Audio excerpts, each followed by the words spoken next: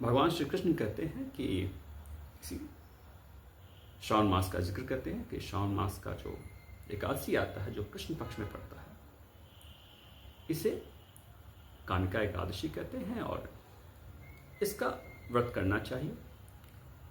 तो युधिष्ठिर पूछते हैं कौतूहलवश कि कैसे इसका नाम एकादशी व्रत क्यों पड़ा, ये क्या है, इसकी विशेषता क्या है और ये कथा क्या है। तो भगवान श्री कृष्ण कहते हैं कि कभी किसी समय की बात है कि एक किसी गांव में एक क्षत्रिय हुआ करता था। ऐसे तो बहुत ही परोपकारी था, अच्छा स्वभाव का था, लेकिन उसमें एक कमी थी। जैसे हर इंसान में कोई ना कोई कमी होती, तो उसमें एक कमी थी कि उसको क्रोध बहुत आता था। उसे क्रोध बहुत आता था और ऐसे में एक दिन क्या होता है कि उसी गांव में किसी बात पे उसका एक ब्राह्मण के साथ वाद विवाद बढ़ जाता है।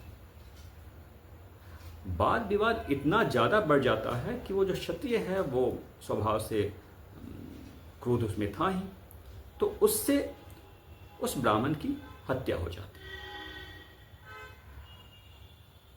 अब जब क्रोधवश आवेश में हत्या तो हो गई उससे, लेकिन बाद में उसे प्रायश्चित होता है, उसको समझ में आता है कि ये मुझसे तो बहुत जघन्य अपराध हो गया। अब वो क्या करे। ये उस समय, आज के समय का वो सिस्टम नहीं था कि जेल कोर्ट। उस समय राजा दंड देते थे, लेकिन उस समय वो समय ऐसा था कि आदमी को खुद की जो उसको पता होता था क्या अपराध है क्या अपराध नहीं है। तो खुद की आत्मग्लानि खुद समझ में आता था कि क्या अपराध उससे हो गया। तो ऐसी स्थिति में उसके लिए उस गांव में रहना बहुत ही मुश्किल हो गया। मुश्किल का कारण ये था कि आसपास के जितने भी जो लोग थे, गांव के जो लोग थे, सभी उससे तिरस्कार की दृष्टि से देखा करते थे।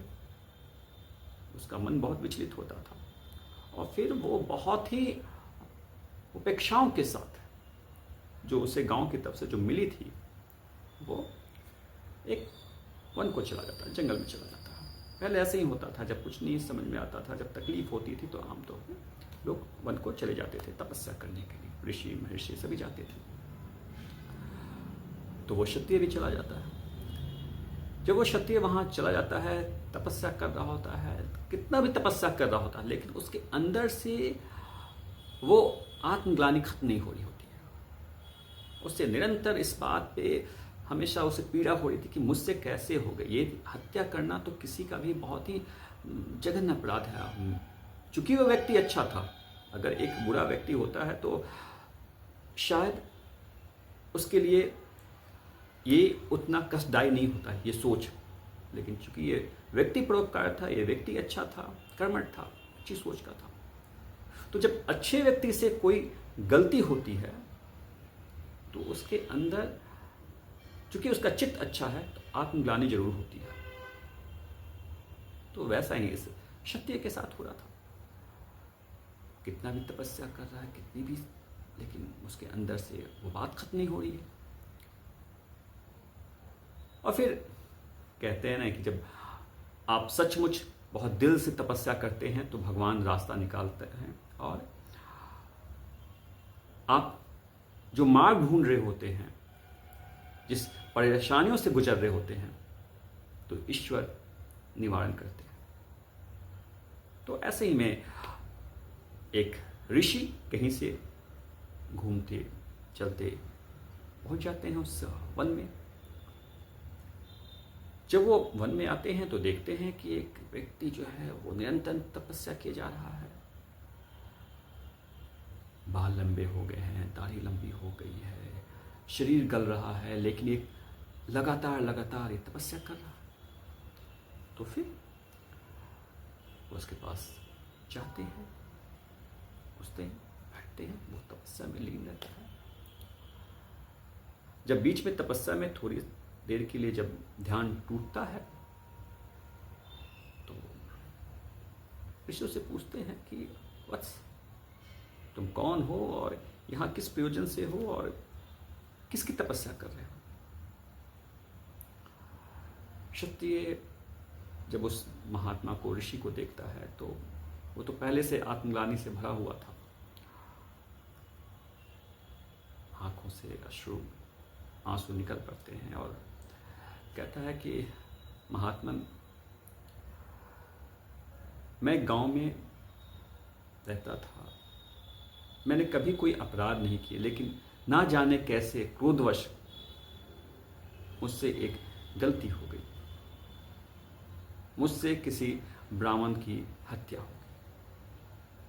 और ब्राह्मण, आप तो जानते हैं मुनिवर, कि हत्या किसी की भी हो, ये एक जघन्य अपराध है और मुझसे गलती हो गई है, मुझसे अपराध हो गई है, मैं क्या करूं? इसी आत्मग्लानि की वजह से मैं इस तपस्या करने के लिए मैं इस वन पे आ गया हूं। मेरा मन इस संसार में कहीं नहीं लग रहा, मैं क्या करूं? मुझे नहीं पता है कि तपस्या क्या होती है, किनकी करनी चाहिए, लेकिन मैं बस अपने मन को, चित्त को शांत करने की कोशिश कर रहा हूं और प्रभु के इस चरणों में अपने को अर्पित करने की कोशिश कर रहा हूं। लेकिन मुझे पता नहीं कितना भी कर रहा हूं, लेकिन मुझे वो शांति नहीं मिल रही है। तो ऋषि मुस्कुराते हैं और कहते हैं, तब वो बोलते हैं कि तुम श्रावण मास का एकादशी करो, और जब तुम उस एकादशी को करोगे तो तुम्हारे अंदर से ये जो आत्मग्लानि है, तुम्हारे जो जघन्य अपराध किया है, वो खत्म हो जाएगा। और फिर वो उसको विधि बताते हैं। वो बोलते हैं कि ये जो एकादशी व्रत है, ये विशेष तौर से भगवान विष्णु के लिए, और भगवान विष्णु को तुलसी पत्र बहुत पसंद है। इसलिए जब इस व्रत को करो तो श्रीहरि के चरणों में तुलसी पत्र को जरूर अर्पित करना। भगवान श्री कृष्ण फिर युधिष्ठिर से कहते हैं कि जब वो क्षत्रिय इस व्रत को करता है तो इस व्रत को करते ही तत्काल उसके सारे पाप तुरंत खत्म हो जाते हैं। वो पूरी तरह से उसका चित्त शांत होता है और फिर समयांतर उसे मोक्ष की प्राप्ति होती है। यहां पे भगवान श्री कृष्ण युधिष्ठिर को बताते हैं कि इस का महत्व, इस व्रत का महत्व ऐसा है कि अश्वमेध यज्ञ का जो, हजारों अश्वमेध यज्ञ का जो फल होता है, वो सिर्फ इस व्रत को कर लेने से उसी फल की प्राप्ति